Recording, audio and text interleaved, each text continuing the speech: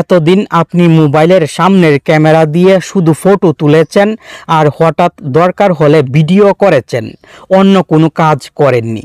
এই ভিডিওতে মোবাইলের সামনের ক্যামেরাতে লুকিয়ে থাকা অসাধারণ কাজ দেখুন, আপনি নিজেই অবাক হয়ে যাবেন। মোবাইলের সামনের ক্যামেরায় দুইবার টাচ করলে ভলিউম কমানোর বাড়ানোর অপশন আসবে। মোবাইলের সাউন্ড কমানোর বাড়ানোর জন্য ভলিউম বাটনে চাপাচাপি করতে হবে না। আর মোবাইল বন্ধ করার দরকার হলে পাওয়ার বাটনে চাপ না দিয়ে সামনের ক্যামেরায় চাপ দিয়ে ধরবেন, পাওয়ার অফের অপশন চলে আসবে। ফটো তোলা ছাড়াও সামনের ক্যামেরা দিয়ে এই কাজ করার জন্য ছোট্ট একটি অ্যাপ ইনস্টল করতে হবে। অ্যাপটি কিভাবে ইনস্টল করবেন দেখিয়ে দিব, তার আগে অ্যাপটি মোবাইলে সেট করা শিখুন।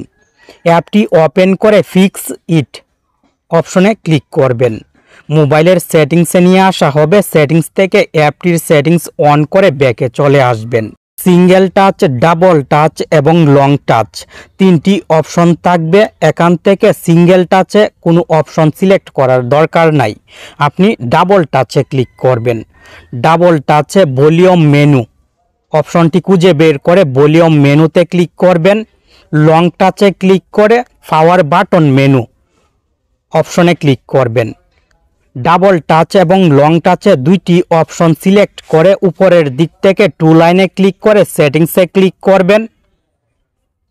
কাস্টম নচ পজিশনে ক্লিক করবেন। সামনের ক্যামেরার পিছনে নচ পজিশন সঠিকভাবে রাখবেন। আপনার মোবাইলের সামনের ক্যামেরার পিছনে সঠিকভাবে নচ রাখবেন, তাহলে সহজে ব্যবহার করতে পারবেন। এখন থেকে আপনার মোবাইলের সামনের ক্যামেরায় দুইবার টাচ করলে ভলিউম কমানোর বাড়ানোর অপশন আসবে। দেখুন, আমি কিন্তু ভলিউম বাটনে চাপ দিইনি, সামনের ক্যামেরায় দুইবার টাচ করেছি, ভলিউম কমানোর বাড়ানোর অপশন এসেছে। আবার পাওয়ার অফ করার দরকার হলে সামনের ক্যামেরায় চাপ দিয়ে ধরে রাখবো, পাওয়ার অফের অপশন চলে আসবে। এইভাবে খুব সহজে সামনের ক্যামেরা দিয়ে এই অসাধারণ কাজ করতে পারবেন। অ্যাপটি ইনস্টল করার জন্য গুগল প্লে স্টোর ওপেন করে অ্যাকশন নচ লিখে সার্চ করবেন। এই লোগোর অ্যাপটি চলে আসবে। লোগোটি দেখে অ্যাপটি ইনস্টল করে নেবেন।